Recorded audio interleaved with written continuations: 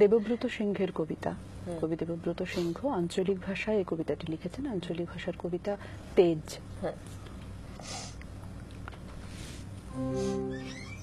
আমি জামবনির কুঁইরিপাড়ার শিবু কুঁইরির বিটি সাঁঝলি বঠি। কাগজওয়ালারা বললে অতটুকুন বললে হবে কেনে? তুমি এবারকার মাধ্যমিকে প্রথম হইছ, তোমাকে বলতে হবে আরো কিছু।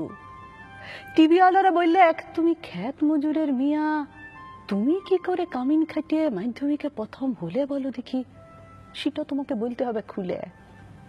পঞ্চায়েতের অনি বৌদি, প্রধান, উপপ্রধান, এমএলএ, এমপি সবাই একেবারে হামলিয়ে পড়লো আমাদের মাটির কুঁড়িয়া ঘরে।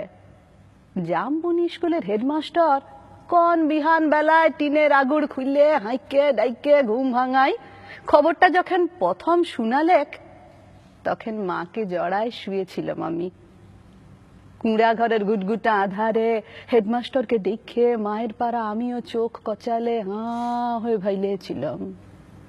এ কি স্বপ্ন দেখছি নাকি? স্যার বললে এটা স্বপ্ন লয়, স্বপ্ন লয়, সত্যি বটে। কথাটা শুনে কাঁদে ভাসায় দিয়েছিলাম আমরা দু মা বিটি। আজ বাপ বাঁচে থাকলে আমি মানুষটাকে দেখাইতে পাইতাম বহুত কিছু। আমার বুকের ভিতরে যে তেজালো সন্ধ্যা বাতিটা জ্বালিয়ে দিয়েছিল মানুষটা, সেই বাতিটা আজকে কেমন আমাদের কুঁড়া ঘরটাকে আলো করিয়েছে, সেটা দেখাইতে পাইতাম। আপনারা বলছেন বটে, তোমাদের মতন মিয়ারা যদি উঠে আসে তাহলে ভারতবর্ষ উঠে আসে। কথাটা খুবই সত্যি, কিন্তু উঠে আসার রাস্তাটা যে এখনো তৈয়ার হয় নাই। খাড়া পাহাড়ে উঠা যে কি জিনিস, বহুত দম লাগে, বহুত তেজ লাগে। আমি জামবনির কুঁইরিপাড়ার শিবু কুঁইরির বিটি সাঁঝলি। যখন তাকে হুঁশ হয়েছে তখন তাকে শুনে আসছি বিটি না মাটি। ঠাকুমা বলত পরের ঘরে হিসাল ঢেলবে, তার আবার লেখাপড়া। গায়ের বাবুরা বলত তুই কুঁইরিপাড়ার বিটি ছিলা, তোর কামিন খাটা ছাড়া গতি কি?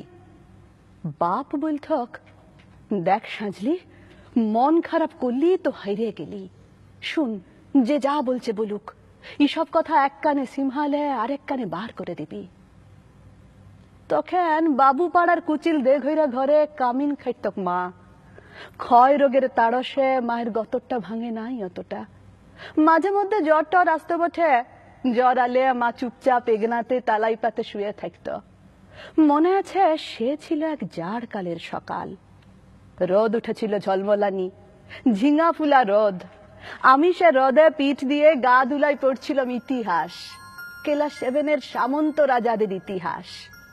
দেওঘরে গিন্নি লোক পাঠাইছিল বার কতক। মায়ের জ্বর সে তারা শুনতে নাই চায়। আমাদের দিদি বুড়ি তখনও বাঁচে। কুলতলায় বসে ছেঁড়া কম্বল মুড়ি দিয়ে বিড়ি ফুঁকছিল বুড়ি। শেষতক বুড়ি সেদিন পড়া থেকে উঠাই মায়ের কাজটুকুন করতে পাঠাইছিল বাবু ঘরে। পুরানো ফটক ঘেরা উঠান, অত বড় দরদালান, অত বড় বারান্দা, সব ঝাঁট ফাট দিয়ে সাফ সুতরো করিয়ে আসছিলাম চুলে। দেঘরে গিন্নি নাই ছাইলেক, এক গাদা এটা কাঠা জুঠা বাসন আমার সামনে এনে ধরে দিলেক। বললাম আমি তোমাদের জুঠা বাসন ধুতে লাইব? বাবু গিন্নি সে কি রাগ! কি বললি তুই? যত বড় মূল হয় তত বড় কথা।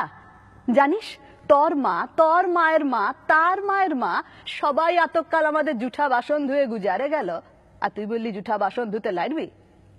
বললাম আমি তোমাদের জুঠা বাসন ধুতে লাইব, তোমরা লোক দেখে লাওগা, আমি চললাম। কথাটা বলে গটগট গটগট করে বাবু গিন্নির মুখের সামনে আমি বেড়াই চলে এলাম। তা বাদে সে লিয়ে কি কাণ্ড, কি ঝামেলা।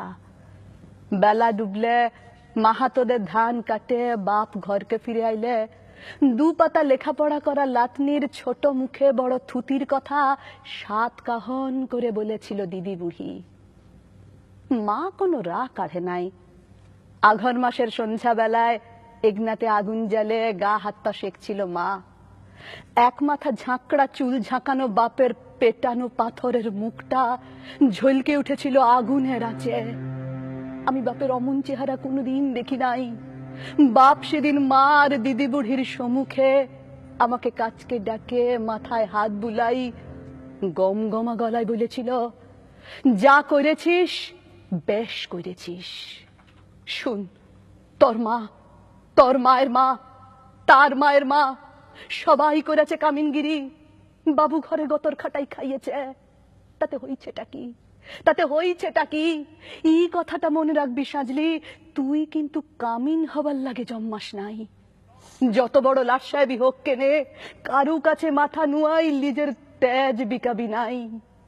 এই তেজটুকুন লাগে লেখাপড়া শিখাচ্ছি তোকে, না হলে আমাদের মতো হাভাতা মানুষের ঘরে আর আছেটা কি? আমি জামবনির কুমিরি পাড়ার শিবু কুমিরির বেটি সাজলি। কবেকার সেই ক্লাস 7-এর কথা ভাবতে যায় কাগজওয়ালা টিভিওয়ালাদের সামনে এখন কি যে বলি। তালপাতা রদ দিয়ে ঘেরা গবুল্লতার ইগনাতে লুকে এখন লুকাকার। তার মাঝে বাঁশি বাজায়, জিপ গাড়িতে চাইপে আগু পিছু পুলিশ নিয়ে মন্ত্রী আইলেক ছুটে। কোথায় সাজলি কুইরি, কোথায়? বলতে বলতে বন্দুকধারী পুলিশ লিয়া সোজা আমাদের মাটির কুঁড়িয়া ঘরে। হেডমাস্টার বললে, এক প্রণাম কর সাজলি, প্রণাম কর। মন্ত্রী তখন পিঠ চাবড়ালেক। পিঠ চাবড়ায় বললে, তুমি কামিন খাটি মাধ্যমিকে প্রথম হয়েছ, তাই তোমাকে দেখতে আইলাম। সত্যি বড় গরিব অবস্থা বটে। তোমাদের মতন মিয়ারা যাতে উঠে আসে তার লাগেই তো আমাদের পার্টি, তার লাগেই তো আমাদের সরকার। এই লাও 10,000 টাকা চেকটা এখন লাও। শুনো, আমরা তোমাকে আরো ফুল দিব, সম্বর্ধনা দিব, আরো দেদার টাকা তুলে দিব। এই টিভির লোক, কাগজের লোক, কারা আছেন এদিকে আসেন।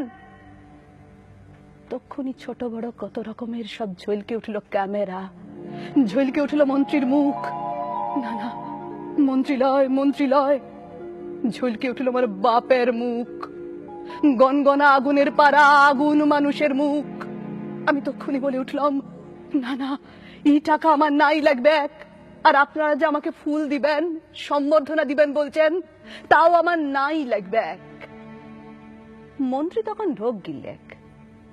গায়ের সেই দেঘরা গিন্নির বড় বেটা, সে এখন পার্টির বড় লেতা। ভিড় ঠেলে সে আসে বললে, কেন, কি হয়েছে রে সাজলি? তুই তো আমাদের ঘরে কামিন ছিলি, বল তোর কি কি লাগবে, বল তোর কি কি লাগবে, খুলে বল খালি।